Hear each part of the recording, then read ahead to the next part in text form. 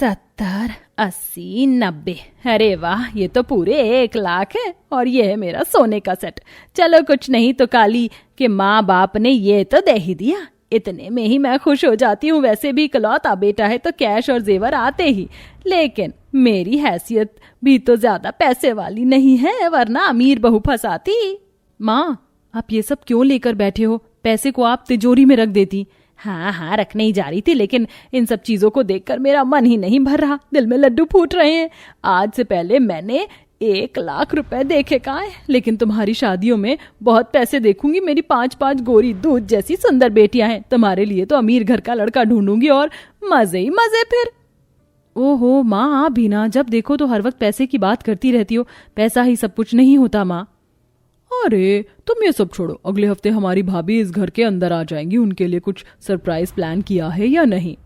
मैं तो सोच रही हूँ उनके लिए एक चांदी की अंगूठी खरीद लेती हूँ अपनी सैलरी से। तुम क्या करोगी चारों? सोचते हैं हमारे इकलौते भैया की इकलौती भाभी आएंगी तो स्पेशल तो करना ही है। चुप करो तुम पांचों की पांचों, बस काली बैंगन के लिए कुछ भी करने की कोई जरूरत नहीं है। हमारे ही सर पर चढ़कर नाचेगी। ये मत समझना तुम कि मुझे तुम्हारे इकलौते भाई की काली पत्नी पसंद आ गई है। मजबूरी में शादी कर रही हूँ। 1,00,000 रुपए और सोने का हार मांगा है, तभी ये रिश्ता आगे बढ़ा है। माँ, आपको भाभी के घर वालों के साथ ऐसा नहीं करना चाहिए था। वो वैसे ही गरीब हैं। ये सब जोड़ने में उन पर क्या बीती होगी, और शादी का खर्चा अलग।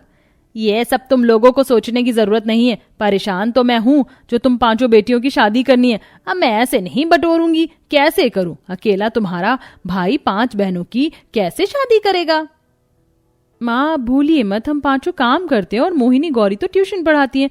एक घर में एक इंस्टीट्यूट में हम पैसे जोड़ लेते हैं। चुप करो तुम पांचों, और अपनी काली भाभी के साथ ज्यादा घुलने मिलने की कोई जरूरत नहीं है। दूरी बनाकर रहना उनसे। लेकिन माँ। मोहिनी चुप। ये कहकर शिल्पा मोहिनी का हाथ पकड़कर उसे चुप रहने को कहती है। घर में 3-4 दिन शादी की तैयारी में चले जाते हैं और फिर गोमती के इकलौते बेटे सोहन की शादी गरीब काली कीर्ति से हो जाती। मुंह बनाकर सास बहू का प्रवेश करवाती है, लेकिन पांचों नंद खुशी से अपनी प्यारी भाभी पर फूल निछावर करती हैं। वेलकम होम भाभी। Thank you. बहुत हो गया तुम पांचों का, और तुम कल्लो बिल्लो रानी मेरी बेटियों से दूर रहेगी। मैं तेरा काला साया भी अपनी 5 गोरी बेटियों पर नहीं पड़ने देना चाहती। माँ जी, आप ये ऐसा क्यों बोल रही हैं? क्योंकि तू काली है, इसलिए मुझे अपनी बेटियों को तुझसे बचाकर तो रखना ही होगा। अब ज्यादा भोली मत बन, अंदर चल। माँ, आप कीर्ति को खुद अपनी पसंद से लेकर आई हैं, तो ऐसी बातें क्यों कर रही हैं? और काली गोरी में क्या ही रखा है? इंसान का दिल मायने रखता है। अच्छे से कीर्ति के बारे में मैं भी नहीं जानता, लेकिन आप परख लीजिए ना। तू चुप कर, मुझे ज्यादा ज्ञान मत दे। अब सब अपने अपने कमरे में चले जाओ, शादी की थकान से मेरा सर दर्द हो रहा है। खड़ी क्या है तू काली जामुन? जा मेरे लिए अच्छे से अदरक मसाले वाली चाय लेकर आ और फिर मेरा सर दबा। जी माँ जी।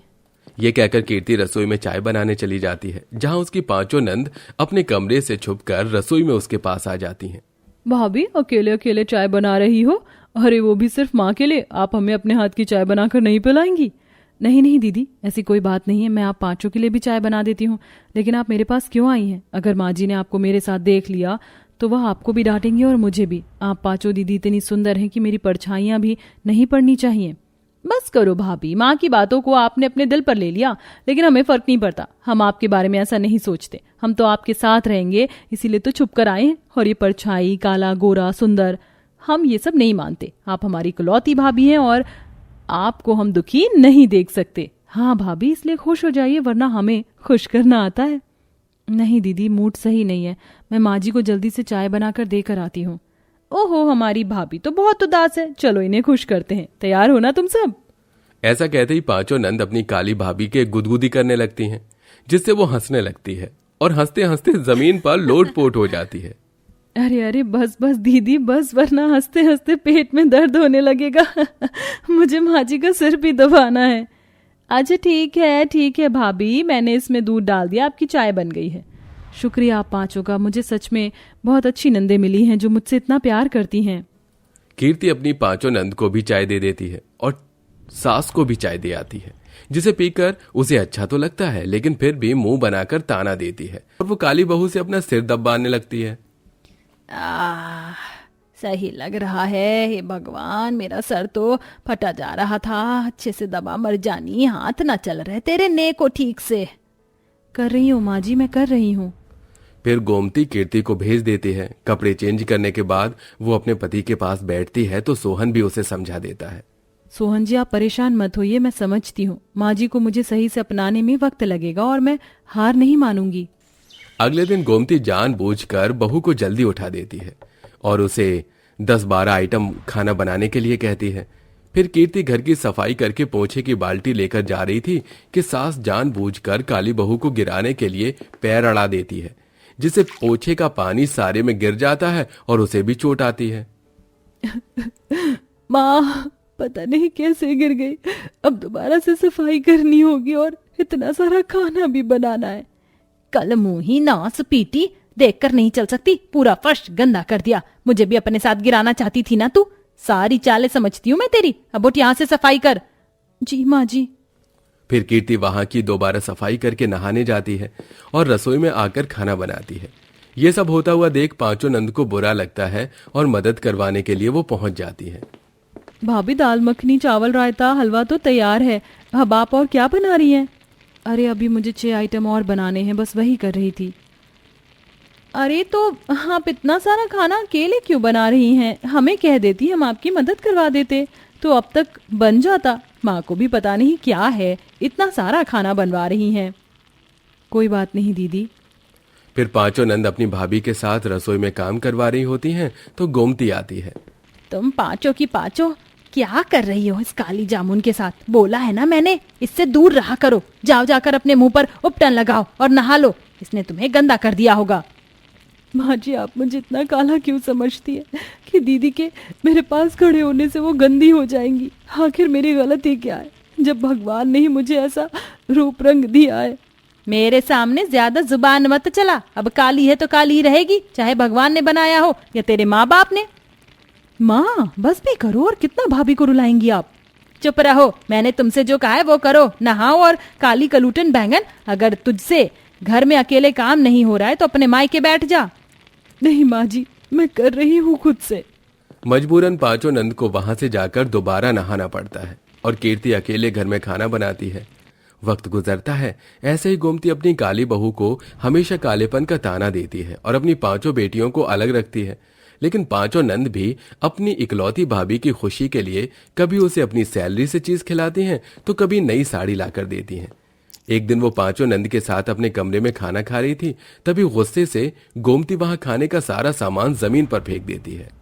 समझा समझा कर थक गई हूँ तुम पांचों को। इतनी गोरी हो, इस काली कलूटन के पास मत बैठा करो। क्या जरूरत है इसके पास खाना खाने की? और इस पर अपना पैसा मत फूको, ज्यादा ही है तो मुझे दे दो। हम जो भी करते हैं अपनी खुशी से अपनी इकलौती भाभी के लिए करते हैं। क्यों आप उनके पीछे पड़ी हो? वो कितनी अच्छी हैं, सबका घर में ख्याल रखती हैं, और आप जितना परेशान करती हैं ना, हमें भी सब दिखता है। और पता है, तुम लोग कुछ भी कह लो, मैं ऐसे ही रहूंगी। गोमती काली बहू पर बड़बड़ा ही रही थी कि इतने में खिड़की से कोबरा सांप आता है और गोमती के पैर पर डस कर चला जाता है। अरे मोरी मैया! माँ जी, लगता है माँ जी को सांप काट कर चला गया। भाभी कुछ कीजिए ना, कहीं माँ को कुछ हो गया तो हम पांचों कैसे रहेंगी? भाभी, भैया भी नहीं है, जल्दी से आप माँ को बचा लीजिए ना, उन्हें अस्पताल लेकर चलिए। आप सब चिंता मत कीजिए, मैं माँ जी को कुछ नहीं होने दूंगी, और डॉक्टर को कॉल कर दीजिए, मैं तब तक माँ जी का जहर निकालती हूँ। कीर्ति गोमती के पैर पर एक कपड़ा बांध देती है जिससे जहर पूरी बॉडी में न फैले, और उसके पैर से चूस चूस कर सारा जहर निकाल देती है, जिससे धीरे धीरे गोमती होश में आती है और कीर्ति का शरीर नीला पड़ जाता है और वो बेहोश हो जाती है। तभी नंदों के फोन करने पर सोहन भी घर आ जाता है और फौरन सब बहू को अस्पताल लेकर पहुंचते हैं, जहां कुछ देर बाद उसके होश आने पर डॉक्टर कहता है, कमाल कर दिया माताजी, आपकी बहू तो बहुत स्ट्रांग है।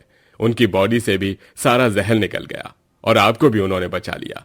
ऐसी बहू तो सिर्फ किस्मत वाले लोगों को ही मिलती है।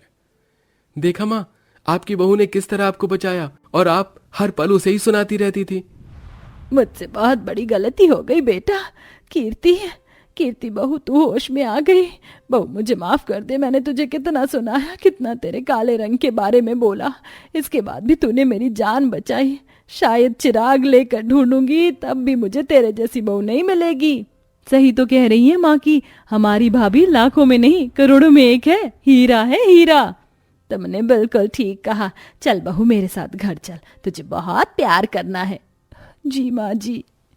इसके बाद सास अपनी बहू को गले से लगा लेती है। कुछ देर बाद वो सब घर पहुंचते हैं और गोमती अपनी बहू को प्यार करने लगती है, उसका ख्याल रखती है और इस तरह सब खुशी खुशी रहने लगते हैं।